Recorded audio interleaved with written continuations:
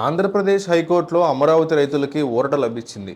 రైతులకు ఇచ్చిన ఫ్లాట్లని రద్దు చేస్తూ జారీ చేసిన నోటీసుల్ని హైకోర్టు కొట్టేసింది. రాజధాని కోసం భూములు ఇచ్చినటువంటి రైతులకి గతంలో సిఆర్డీఏ ప్లాట్లు ఇచ్చింది.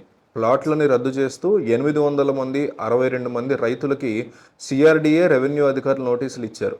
దీంతో రైతులు హైకోర్టును ఆశ్రయించారు.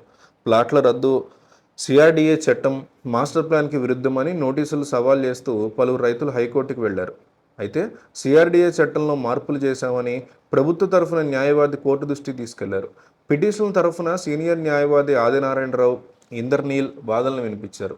ఇరువురు వాదనలు విన్న న్యాయస్థానం కమిషనర్, డిప్యూటీ తహసీల్దార్ ఇచ్చిన నోటీసులు చెల్లవని స్పష్టం చేసింది. ఈ క్రమంలో నోటీసులు ప్రొసీడింగ్స్ని రద్దు చేస్తూ హైకోర్టు ఆదేశాలు ఇచ్చింది. గతంలో భూ సమీకరణ కింద రాజధాని కోసం భూములు ఇచ్చిన రైతులు అప్పటి టీడీపీ ప్రభుత్వం ప్లాట్లు కేటాయించింది. వాటిని రద్దు చేస్తూ 862 మందికి సిఆర్డీఏ కమిషన్ నోటీసులు ఇచ్చారు. దీన్ని సవాల్ చేస్తూ సదరు రైతులు హైకోర్టుకు చేరారు.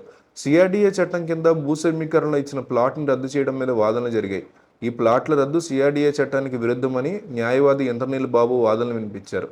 అసలు సిఆర్డీఏ మాస్టర్ ప్లాన్కి విరుద్ధంగా కమిషనర్ ఈ నోటీసులు జారీ చేశారని వాదించారు. అయితే ప్రభుత్వం మాత్రం సిఆర్డీఏ చట్టంలో మార్పులు చేశామని, కాబట్టి నోటీసులు చెల్లుతాయని వాదించింది. ఇరువైపులా వాదనలు విన్న హైకోర్టు సిఆర్డీఏ కమిషనర్ రైతులకు ప్లాట్లు రద్దు చేస్తూ ఇచ్చిన నోటీసులను రద్దు చేస్తూ తీర్పు చెప్పింది. దీంతో రైతులకు భారీ ఊరట దక్కినట్లయింది. ఇప్పటికే రాజధాని కోసం భూములు ఇచ్చిన రైతులకి ప్లాట్ల కేటాయింపు సక్రమంగా లేకపోవడంతో వారి కౌలు కూడా దక్కట్లేదు. రాజధానిగా అమరావతిని ప్రకటించినప్పుడు ఎందరో రైతులు స్వచ్ఛందంగా భూములు ఇచ్చారు. కొందరు ఇవ్వడానికి విముఖత చూపించారు. ప్రభుత్వం ల్యాండ్ పూలింగ్ విధానాన్ని ప్రకటించింది. ప్రతిఫలంగా సదరు రైతులకు నిర్ణయించిన ధర ఇచ్చేందుకు చర్యలు తీసుకుంది. ఈ ప్రక్రియ కొనసాగుతూ ఉండగానే ల్యాండ్ పూలింగ్ భూముల్లో అమరావతికి భూములు ఇచ్చిన రైతులకి స్థలాల కేటాయింపు జరిగింది. ఇంతలో ఎన్నికలు రావడం, ప్రభుత్వం మారడంతో ఈ ప్రక్రియ ఆగిపోయింది. రిజిస్ట్రేషన్ కానీ ఈ స్థలాన్ని ఉపయోగించుకోవడానికి, అవసరాలకు అమ్ముకోవడానికి లేకుండా పోతుందంటూ వాటిని మార్చి ఇవ్వాలని వైసీపీ అధికారం చేపట్టిన నుంచి రైతులు సిఆర్డీఏ అధికారులను వేడుకుంటున్నారు. ఈ 4.5 ఏళ్లలో స్పందించని రాష్ట్ర ప్రభుత్వం సిఆర్డీఏ ఉన్నట్టుండి ఇప్పుడు సదరు ప్లాట్లు రద్దు చేసుకోవాలని, వేరే చోట్ల ప్లాట్లు కేటాయిస్తామని నోటీసులు ఇచ్చింది. ఈ నోటీసులు చట్టవిరుద్ధం కావడంతో కోర్టు కొట్టివేసింది.